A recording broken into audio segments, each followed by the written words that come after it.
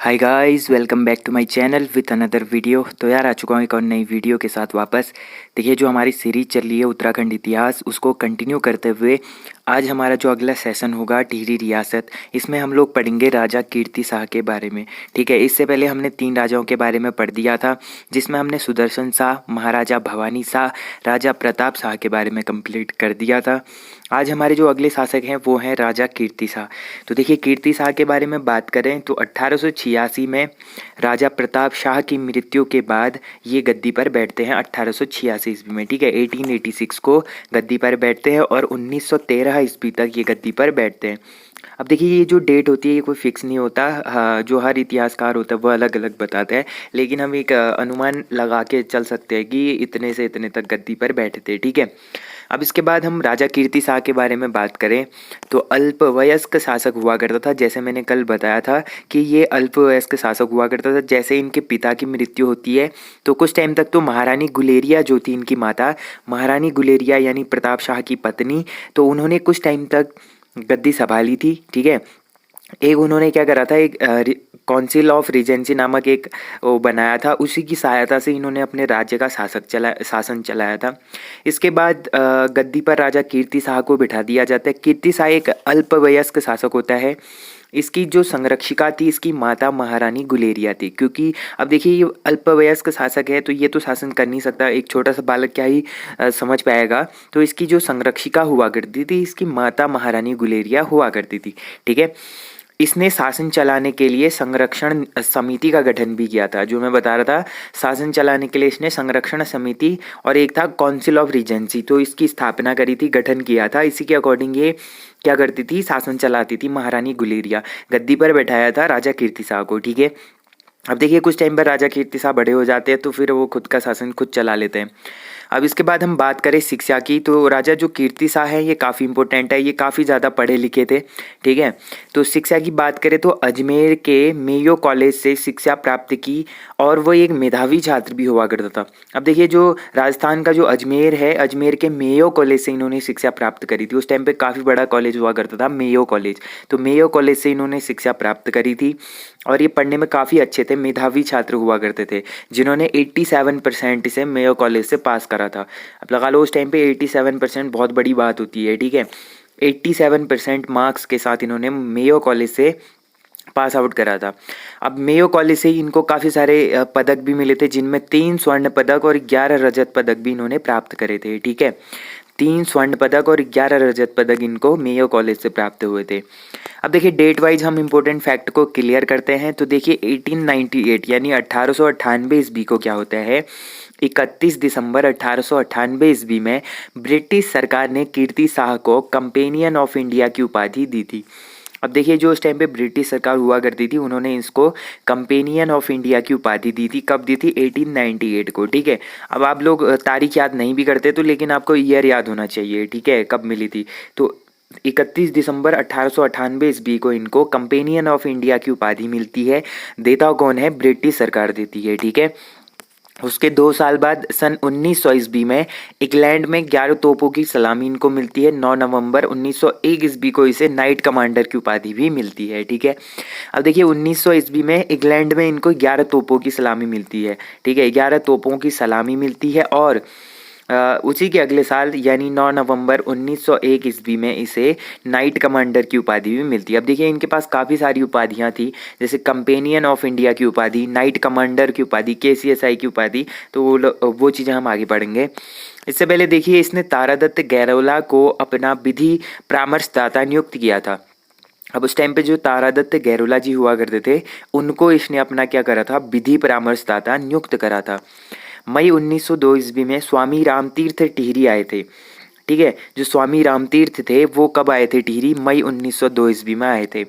जब वो टिहरी आए तो उन्होंने जो कीर्ति शाह थे उन्होंने उनको जापान में एक आयोजित होने वाली एक अंतर्राष्ट्रीय धर्म सम्मेलन हुआ करता था उस टाइम पे जापान में। ठीक है, धर्म सम्मेलन हो रहा था जापान में, तो स्वामी रामतीर्थ जी को कीर्ति शाह ने वहाँ पर जाने के लिए यानी वहाँ पर शामिल होने के लिए आग्रह किया था एवं जाने और यात्रा का जो भी खर्च होगा उसको स्वयं उठाने के लिए उन्होंने ये सारी चीज़ें तय करी थी। ठीक है, अब देखिए, जापान में जो अंतर्राष्ट्रीय धर्म सम्मेलन हो रहा था वहाँ पर स्वामी रामतीर्थ जी को भेजने के लिए कीर्ति शाह ने आग्रह किया था और बोला था कि वहाँ जाने का जितना भी आपका यात्रा का जो भी व्यय आएगा, खर्चा आएगा, वो सारी चीज़ें मैं उठा लूँगा।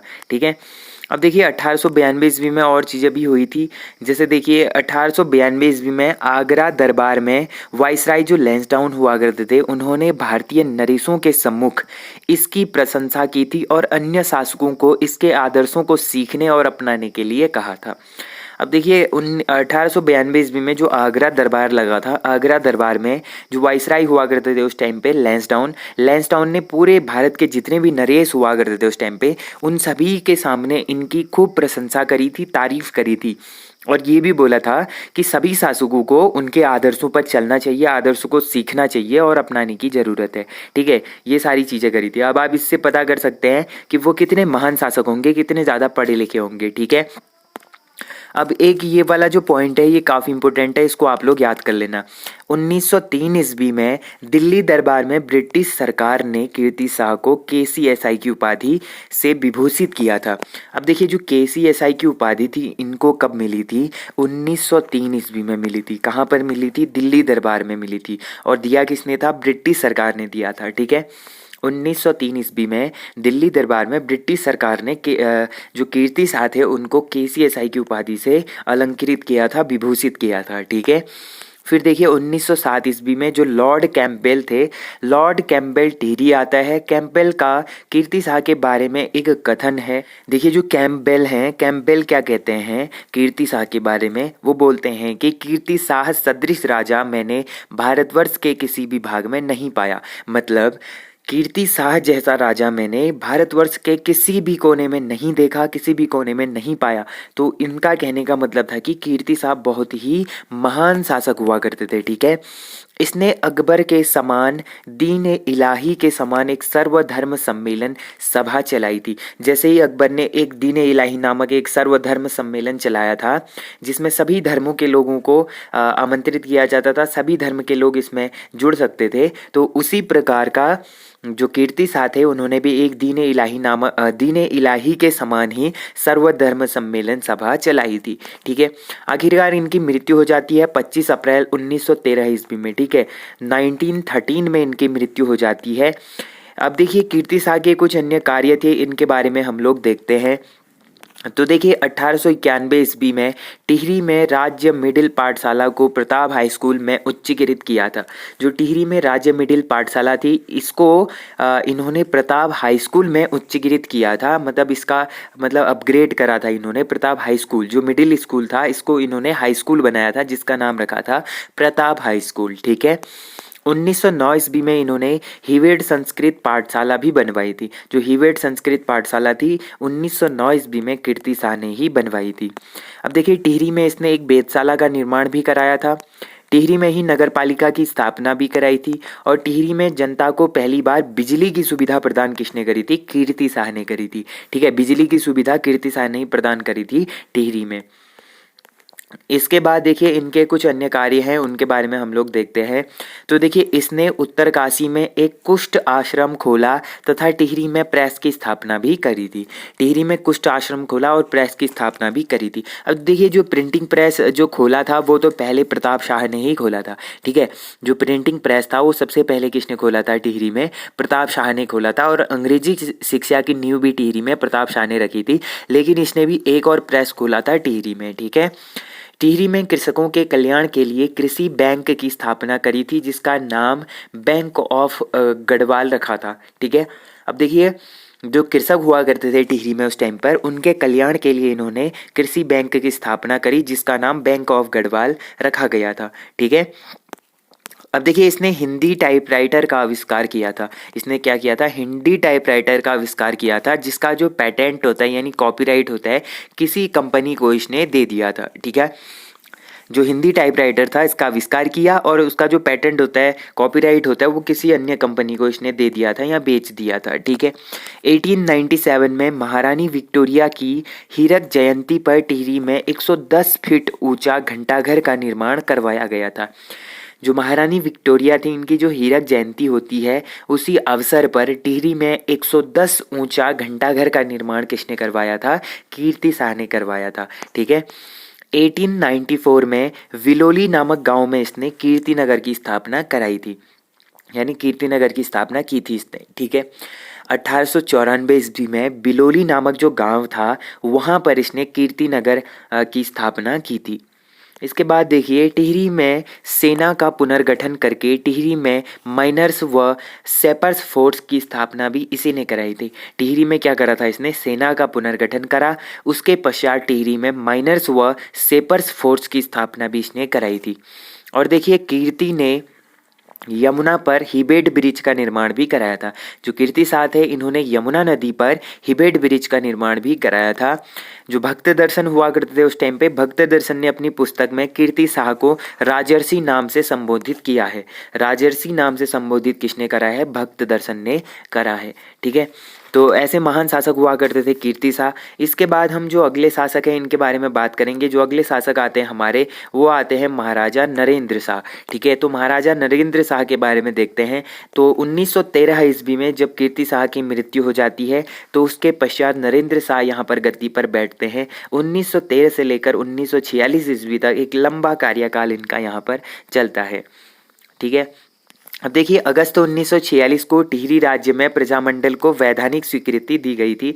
ये एक इम्पोर्टेंट एक्स्ट्रा फैक्ट था, ये मैंने आपको यहाँ पर बता दिया। अब हम बात करते हैं महाराजा नरेंद्र शाह की। तो इन्होंने 33 वर्षों तक यहाँ पर शासन करा था। टिहरी में 33 वर्षों तक इन्होंने शासन करा था।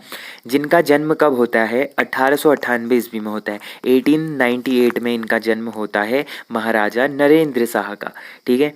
15 वर्ष की उम्र में यानी 1913 ईस्वी में ये गद्दी पर बैठ जाते हैं, ठीक है। 15 वर्ष की उम्र में जब इनके पिता की मृत्यु होती है तब ये केवल 15 वर्ष की उम्र के होते हैं।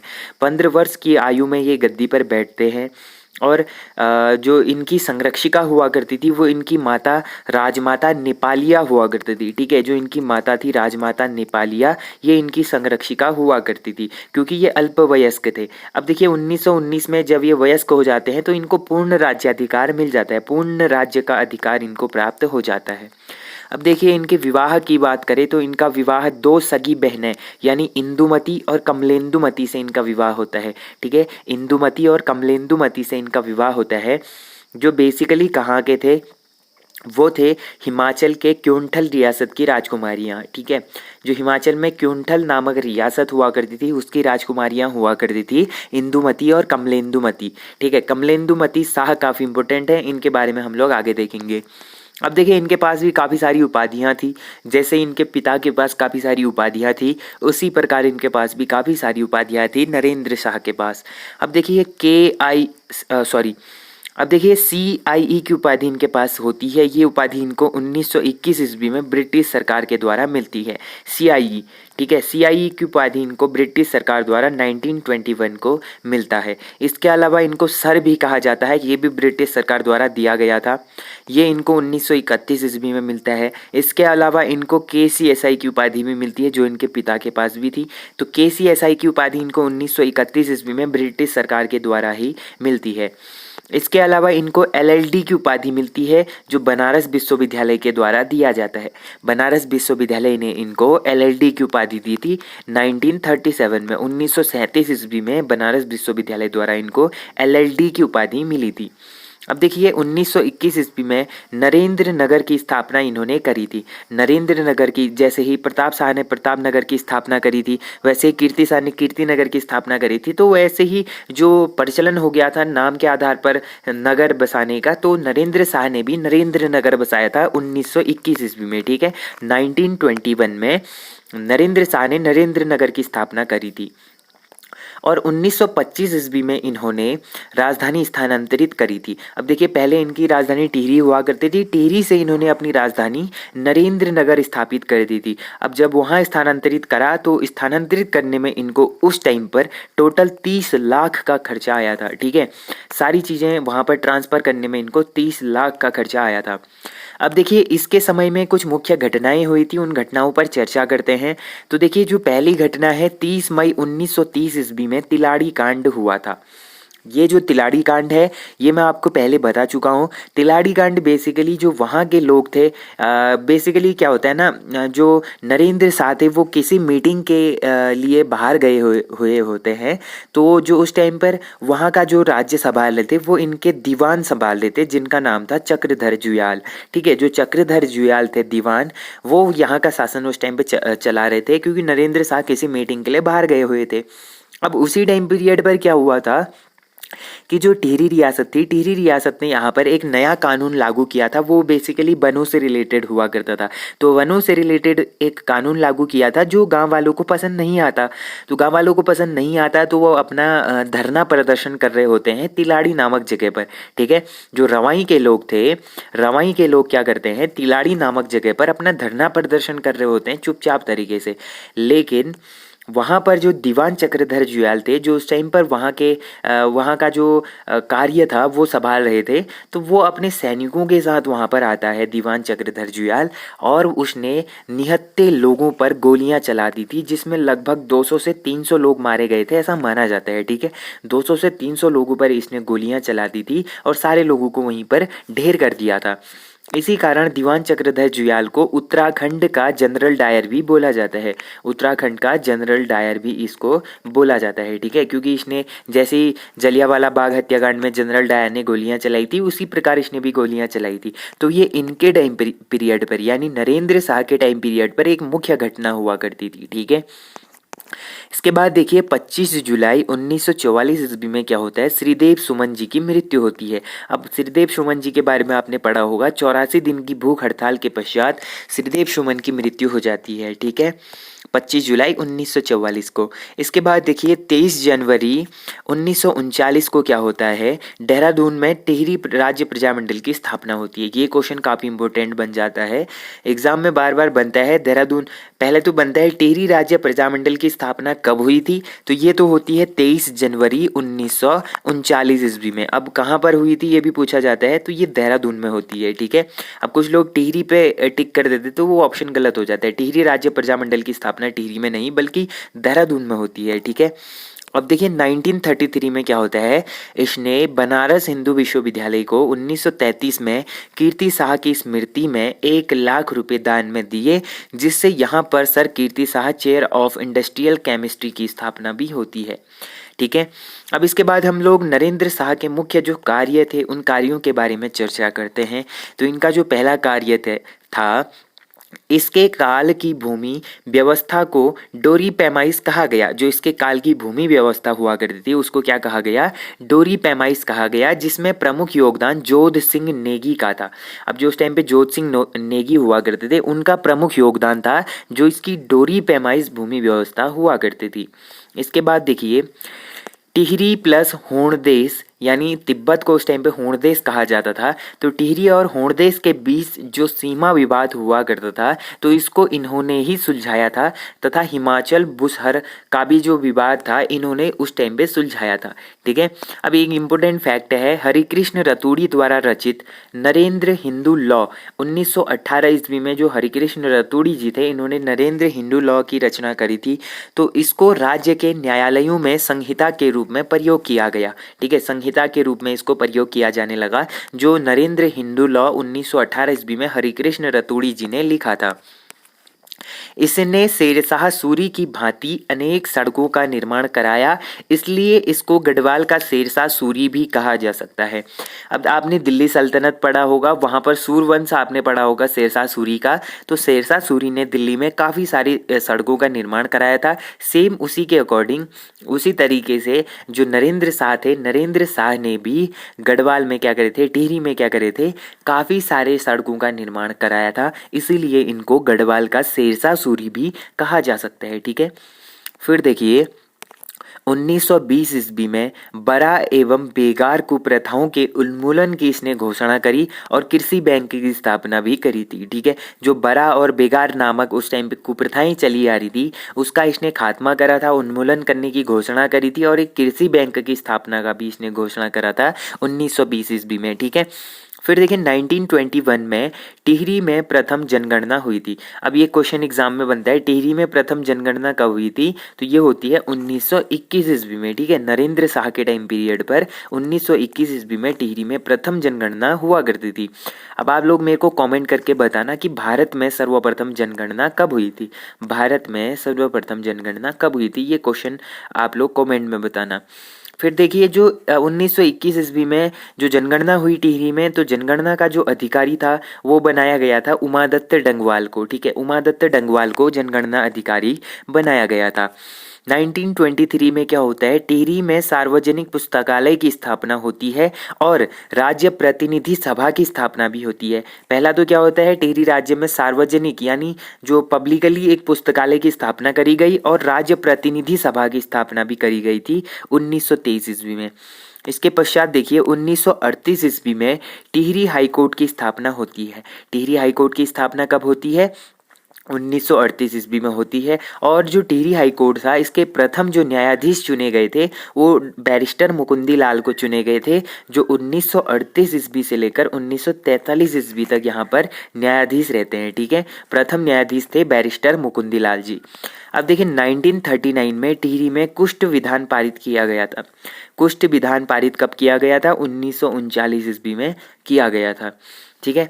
अब इसके बाद जो अगले शासक बनते हैं वो बनते हैं मानवेंद्र शाह, जिसके बारे में हम लोग अगली वीडियो में बात करेंगे। और मानवेंद्र शाह के बारे में ज़्यादा इंपॉर्टेंट नहीं है क्योंकि इनका 2-3 साल का ही कार्यकाल चलता है। उसके बाद 1 अगस्त 1949 ईस्वी को टिहरी राज्य जो प्रजामंडल था उसका विलय हो जाता है भारत में, ठीक है। जो टिहरी रियासत थी इसका भारत में विलयीकरण हो जाता है। जो संयुक्त प्रांत बनता है कुमाऊं मंडल का 50वां संयुक्त प्रांत का 50वां मंडल बनता है, 50वां जिला बनता है और कुमाऊं मंडल का चौथा जिला बन जाता है, ठीक है। तो इस तरीके से मानवेंद्र शाह के बारे में हम आगे पढ़ेंगे और जो पवार कालीन जो पूरी व्यवस्था प्रशासनिक व्यवस्था थी उसके बारे में हम लोग पढ़ेंगे, ठीक है। तो आज के लिए इतना काफ़ी है। होप करता हूँ आप लोगों को ये वीडियो पसंद आई होगी। वीडियो पसंद आई वीडियो को मेक श्योर लाइक जरूर करना। जो लोग चैनल पे नए हैं चैनल को सब्सक्राइब जरूर करना। तो मिलते हैं ऐसे इंटरेस्टिंग और अमेजिंग वीडियो के साथ। तब तक के लिए अपना ध्यान रखिए, पढ़ाई करते रहिए। Take care and bye bye.